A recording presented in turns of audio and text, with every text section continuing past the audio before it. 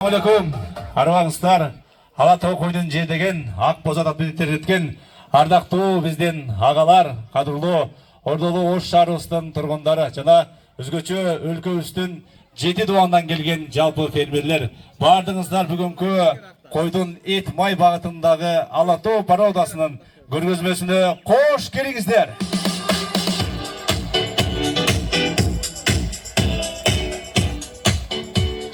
Ардактуу меймандар, бүгүн ошол өзгөчө Ош жергесинде бүгүн чоң майрам, чоң салтанат болуп турат. Анткени өлкөбүздүн 7 дубандан келген биздин фермерлер жана ошондой эле биздин сыйлуу меймандарыбыз Азербайжандан, биздин Бордош Казакстан өлкөбүздөн жана ошондой эле коңшу Өзбекстан өлкөсүнөн келген жалпы сыйлуу меймандар катышып отурат. Бардыңыздар дагы бир рет ушундай койдун эт май багытындагы Алатоо парадосуна көргөзмөсүнөн салтанаттуу түрдө бардыңыздарды кош келиңиздер демекчибиз.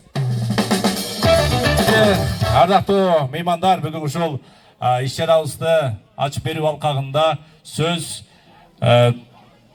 койдун Алатоо пародасынын өстүрүү боюнча ассоциациясынын төрагасы Сатыбалдиев Курсантбек Камбаралиевичке беребиз.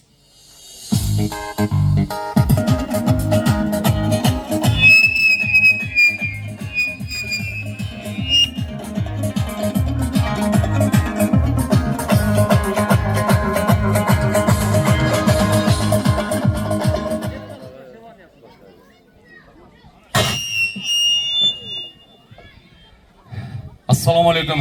Урматтуу агайын туугандар, урматтуу чарбагерлер, урматтуу ишкерлер, урматтуу биздин Өзбекстандан, Казакстандан, Азербайжандан келген коноктор, анан биздин урматтуу жетекчилер, баарыңыздар бүгүн биздин Алатоо пародасынын ачылыш аземине куш келипсиздер.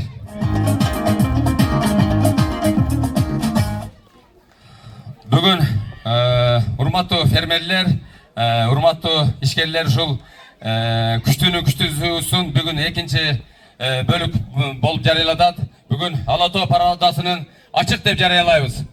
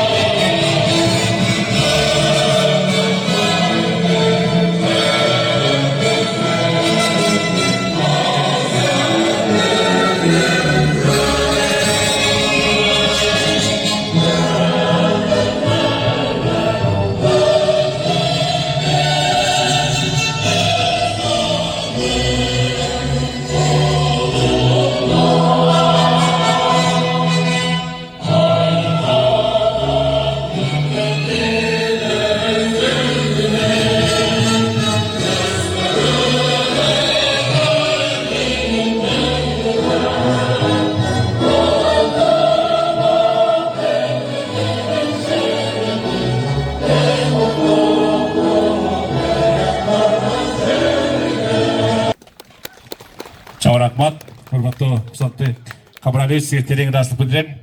Анда эмесе, ардактуу меймандар, куттуктоо үчүн сөз Кыргыз Республикасынын президентинин Ош облусундагы ыйгарым укуктуу өкүлү Жантаев Элчибек Нуржатыевичке берилет.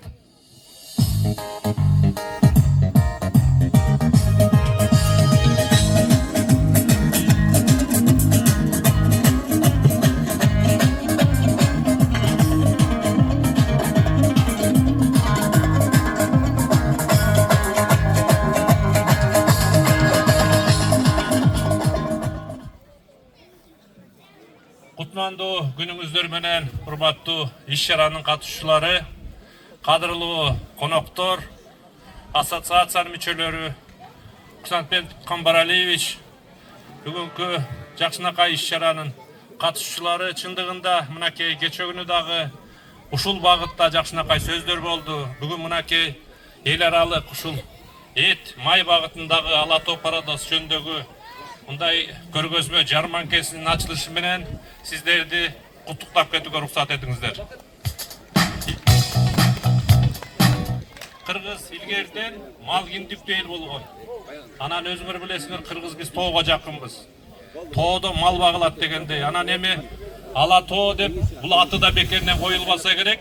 Ушу Ала Тоодой болуп, мынакей биздин кырка тоолордой болуп, бийиктикти, туруктулуктун мындай бир үлгүсү боло тургандай, мындай бир малдын багыты деп мен айтсам туура болот го дейм. Анан эми урматтуу бүгүнкү иш-чаранын катышчылары, бүгүнкү өтүп аткан иш-чара эл аралык статуста болуп атканы да бизди кубандырат.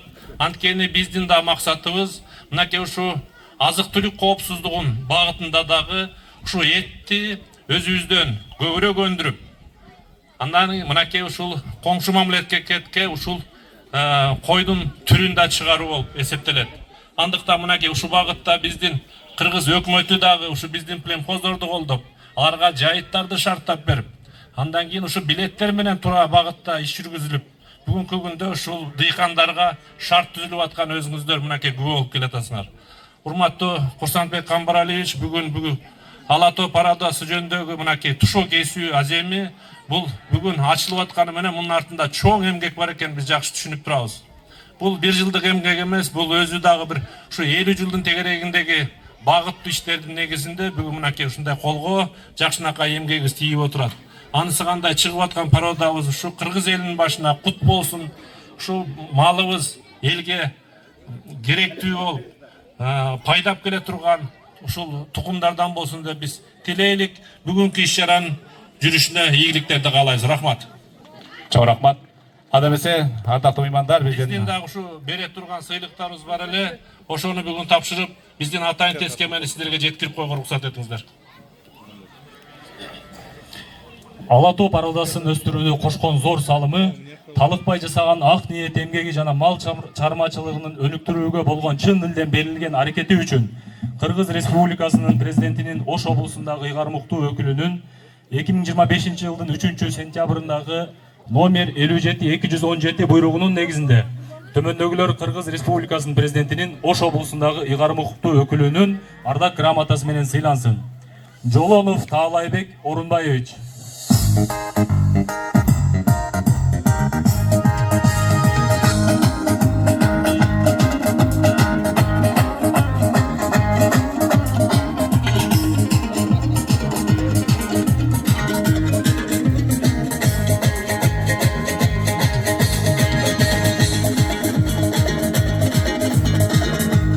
Сагынбек уулу Бектурсун.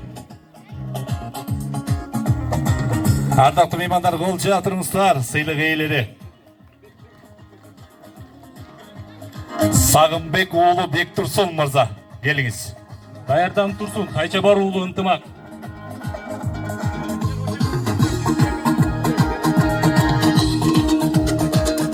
Даярданып турсун Омурзакова Айсулу Абдибаитовна.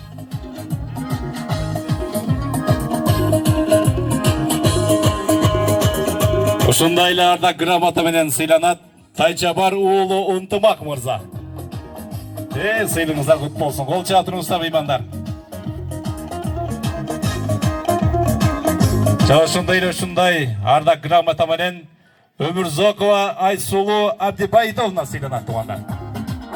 Биздин сулуу айымыбыз.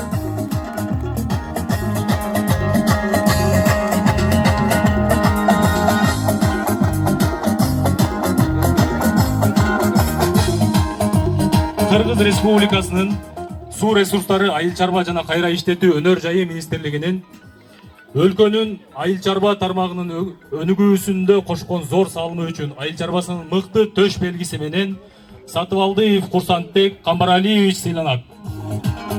2025 жылдын 28 майындагы номер 09-5/232 буйругу кол койгон Кыргыз Республикасынын Министрлер кабинетинин төрагасынын орун басары министр Бакыт Эргешевич Төрөбаев.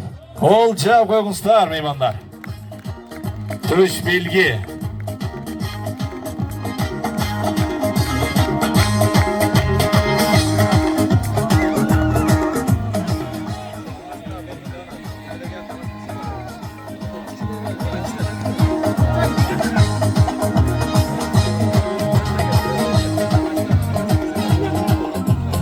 Чоң рахмат, урматтуу жетекчилер, сиздерге терең ыраазычылык билдиребиз.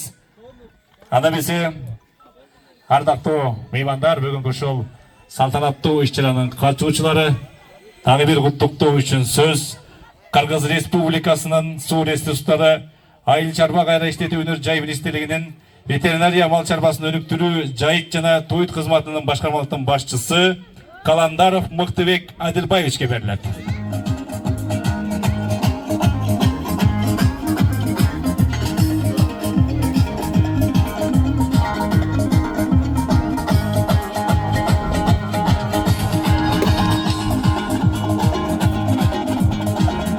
Саламатсыздарбы, бүгүнкү иш-чаранын катышуучулары, өзгөчө фермерлер. Бүгүнкү иш-чара чындыгында чоң жетишкендик болуп атат. Ушул жетишкендигиңиздер менен чын жүрөктөн куттуктаймын. Ар бир мээнетиңиздер кайтсын.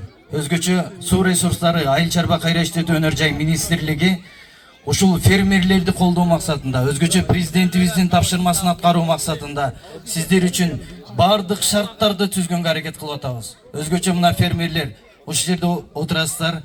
Биринчиден куттуктайм, порода чыгышы менен, официалдуу түрдө патент алышы менен. Андан сырткары бул чарбаларды мындан дары да өнүктүрүү максатында сиздер дагы чарбалык иштерди мындан ары дагы өркүндөтүңүздөр. Максатыңыздар асыл тукум чарба түзүү. Асыл тукум чарба түзгөн фермерлерге мамлекеттик колдоо алуу. Андан сырткары мамлекеттик асыл тукум заводдорубуз бар. Ошондой эле асыл тукум заводдорду түзүңүздөр. Ошол чарбалар аркылуу биз башка жаңыдан баштаган фермерлерди жакшы асыл тукум кочкорлор менен камсыздап берели. Биз бүгүнкү күндө асыл тукум мал алайлы десек бүгүнкү күндө жок кесе. Ушул сиздерде турган жакшы порода малдар менен бардык Кыргызстанга жада калса башка мамлекеттерге ушул малды жайылтуу үстүндө иштейли. Себеби жылдан жылга биздин малдын саны көбөйүп атат. Жайыттагы, тоюттагы көйгөйлөрүбүз болуп атат. Ошолорду чечүү максатында биз сандан сапатка өтөлү. Сандан сапатка кантип өтөбүз? Мындан ары сиздер чарбада бир жакшы кочкор менен 500гө чейинки койду жасалма уруктандырайлы. Ал мүмкүнчүлүк сиздер үчүн. Аны дагы жасалма уруктандырууда бир топ артыкчылыктары бар. Эртең сиздер ошол кочкорду сатарда кайсы кочкордун баласы, кайсы токтунун баласы экендигин аныкталып калат эле. Бул боюнча дагы сиздерди биз атайын окуулардан өткөрөлү. Кандай гана көйгөйлөр болбосун биз министрлик чечип бергенге аракет кылайлы. Өзгөчө мал чарбасын өнүктүрүүдө президентибиз бизге мына курултайда дагы чоң тапшырмаларды койду. Масштабтуу түрдө биздин республикадагы мал чарбасын өнүктүрөлү. Өзгөчө кой чарбасында дагы бизде жылдан жылга фермерлер артып атат, кызыккандар артып атат. Буйруса мына октябрь, ноябрь айларында дагы биз буйруса келебиз, комиссия келип, сиздердин чарбаңыздарды текшерип, талапка жооп берген чарбаларга асыл тукум чарба деген статусу каралайт. Ошол статус алган чарбаларга мамлекеттик колдоо катары мамлекеттик фонддун жерлерин берели. Жайыттардан шарттарды түзүп берели. Ошол алган статус алган чарбаларды экспортко чыгарганга мүмкүнчүлүк түзөйлү. Бул биздин Кыргызстандагы фермерлердин экономикалык жактан деңгээлин көтөрүү. Биздин фермерлер өнүксүн, биздин элдин жашоо шарты жакшырсын. Кандай болбосун биздин мамлекетибиз өнүксүн деген максаттагы бул иш-чаралар. Ошон үчүн фермерлер ушул жерде угуп жаткан фермерлер болсо, ушул баштаган ишиңиздерди дагы өркүндөтүңүздөр. Кандайдыр бир жардам керек боло турган болсо, баникировка болобу, жасалма уруктандыруу болобу, кочкорлор болобу, буга чейин статус алган чарбалар бар. Аларды биз милдеттендиртип атабыз. Сиздерге мамлекеттик фонддун жерин бердикпи? Анда сиз ошол жердеги как ядро болуп бериңиздер. Милдеттүү түрдө түшкөн кочкорлордон, жакшы токтулардан 15%дан кемини сатыңыздар. Себеби сиздердеги ошогон жаңыдан баштаган фермерлерге ушундай жакшы породалар жайылсын деген максат болуп атат. Ошон үчүн келиңиздер, ушул жерде угуп жаткан фермерлер жапатырмак баарыбыз биргеликте ушул порода мына бекип атат деп сүйүнүп атабыз. Анын өнүгүшүнө дагы ар бириңиздер салымыңыздарды кошуп кетиңиздер. Дагы бир жолу бүгүнкү тарыхый күн. Себеби бул мээнет үчүн канчалаган эмгек кетти, мээнет тер кетти. Ошол тердин бүгүнкү күндө акыбети кайтып атат десек болот. Ошол күндөргө жетели деп мына канчалаган Курсанбек акабыз менен пландарды кылдык эле. Ошол пландарыбыз менен акырындык менен келатабыз. Ошолубуз ишке ашып келатат. Ошон үчүн сиздердин дагы бул жерде эмгегиңиздер, мээнетиңиздер чоң. Ишиңиздерде ийгилик болсун. Кылманыңыздарда даныңыздар толсун, малыңыздар көп болсун, берекелүү болсун, ишиңиздерде ийгиликтер болсун. Дагы бир жолу бүгүнкү чоң тарыхый күн менен, майрамыңыздар менен куттуктайбыз. Чоң рахмат, тереңдашылык билдиребиз, урматтуу Муктубек Адилбаевич. Ала эмесе, ардактуу меймандар, дагы бир куттуктоо үчүн сөз Кара Суу районунун акими Табалдиев